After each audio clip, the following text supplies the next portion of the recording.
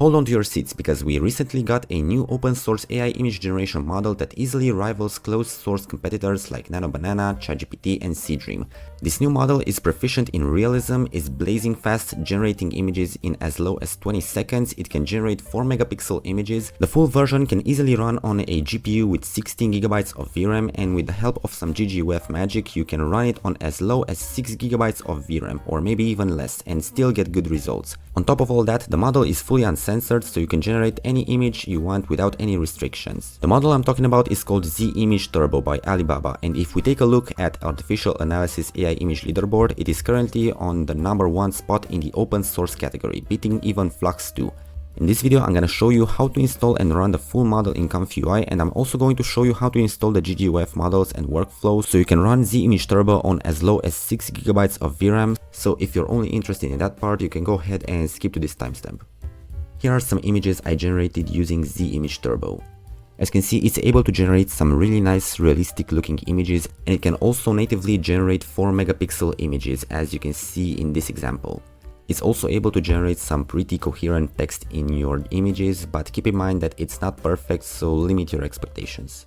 So the first thing we need to do is go to the link in the description and it will bring you to the official ComfyUI page for the Zimage. And if we take a look over here, it says that Zimage is only a 6 billion parameter model, which is pretty impressive. And if we scroll down a bit, we can see that it fits very comfortably on a 16 GB VRAM device, which is just how much VRAM I got. So if we scroll down a bit, it will bring you down to this section where we can find the links to download all of the models that we need. And if we take a look over here, it tells you exactly where you need to save them. So for the Qwen 3 4 billion safe tensors, we shall save it in the text encoders folder. So just click on it and then go to your ComfyUI folder, models, and we can see here the text encoders folder, and just go ahead and save it over there.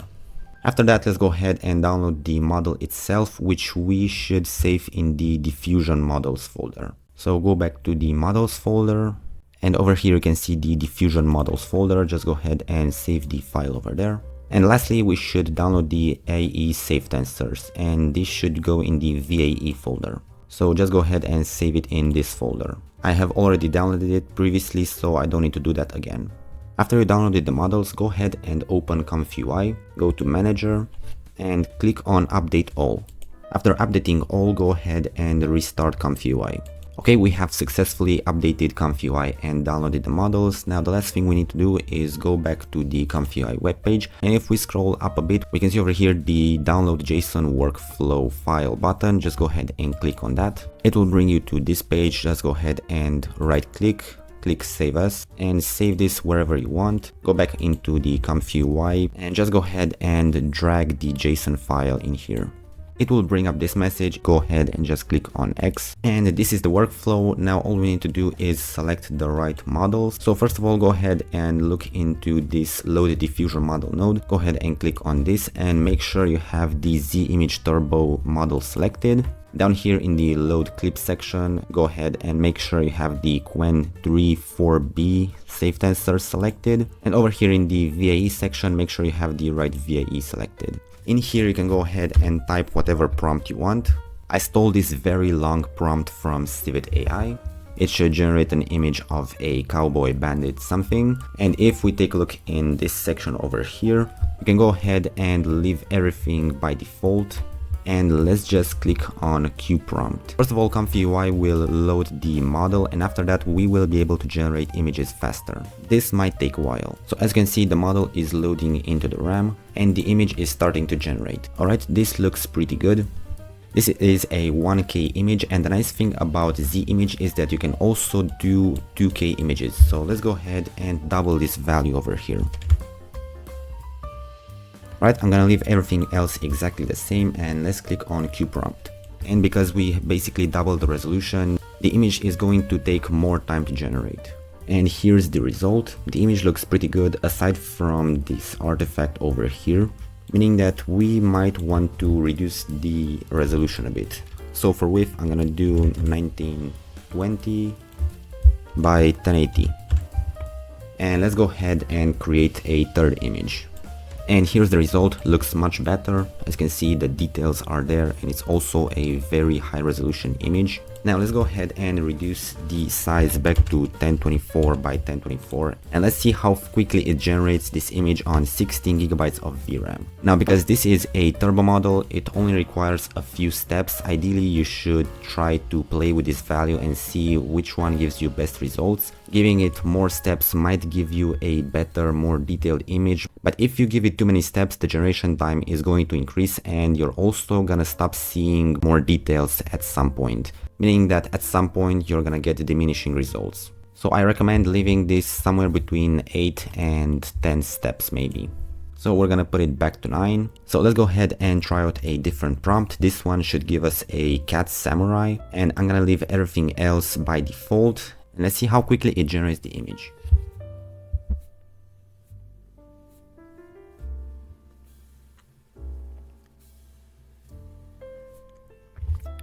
As you can see, it only takes 1.84 seconds per iteration.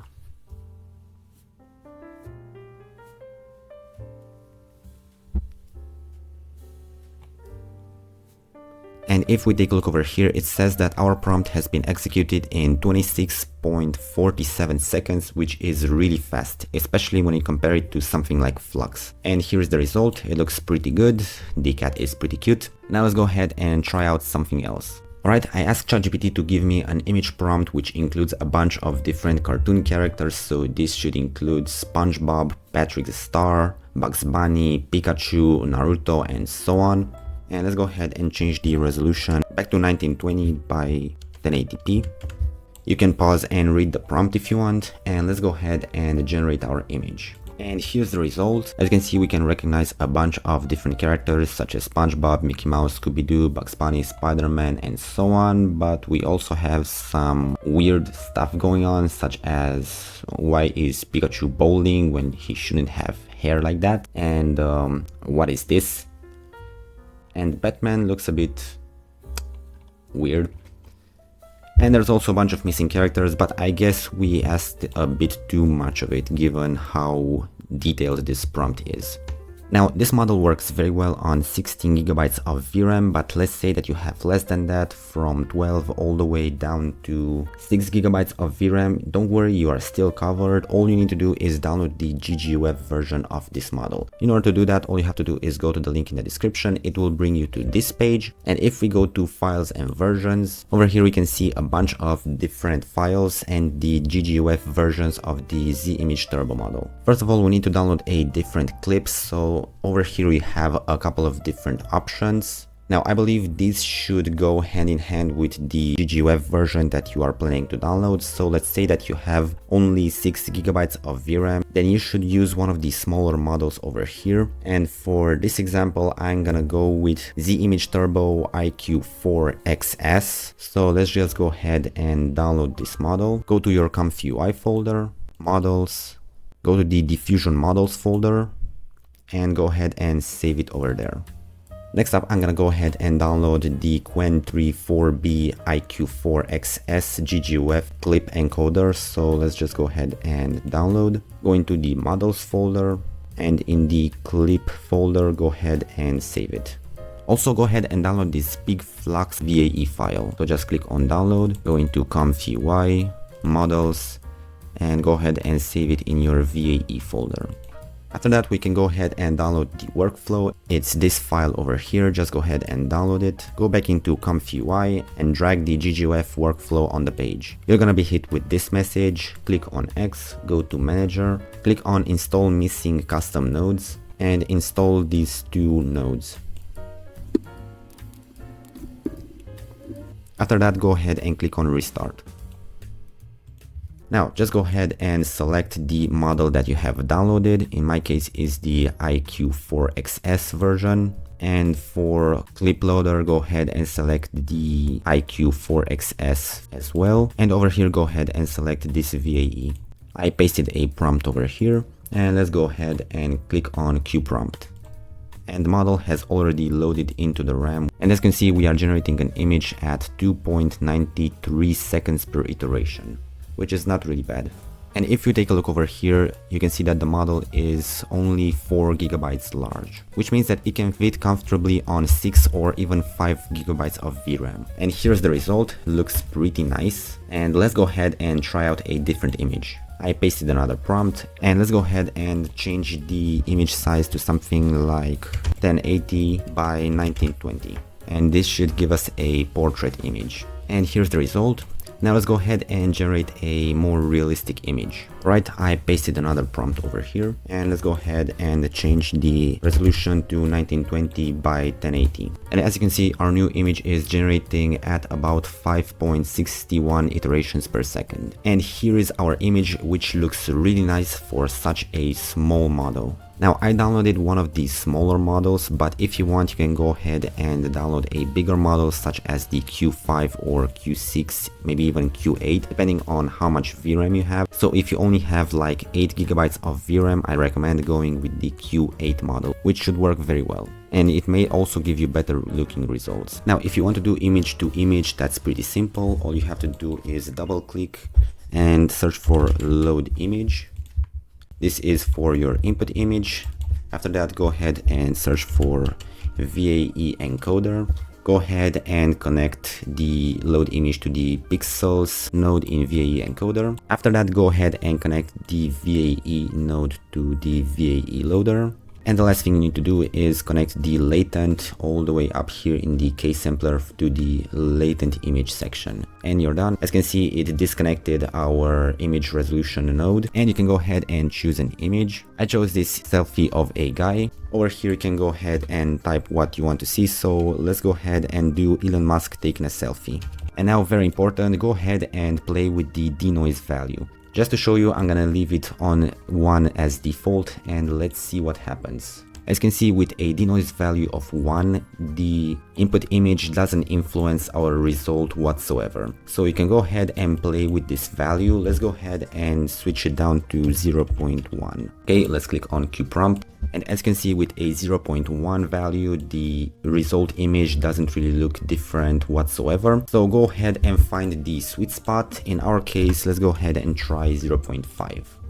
And as you can see, with a denoise value of 0.5, we are finally getting some better results. This time it looks like Elon Musk instead of just our guy. Okay, this time let's see if we can generate Elon Musk taking a selfie with Santa Claus. Let's go ahead and increase the denoise to something like 0.8, and let's click on QPrompt. And this time we have Santa Elon Musk taking a selfie alone, so something definitely went wrong. Let's go ahead and lower the denoise value a bit. And now we have Elon Musk taking a selfie with a Christmas tree in the background. Alright, I added a lot more details to the prompt using ChatGPT. Let's also increase the CFG value a tad bit, and let's go ahead and click on QPrompt.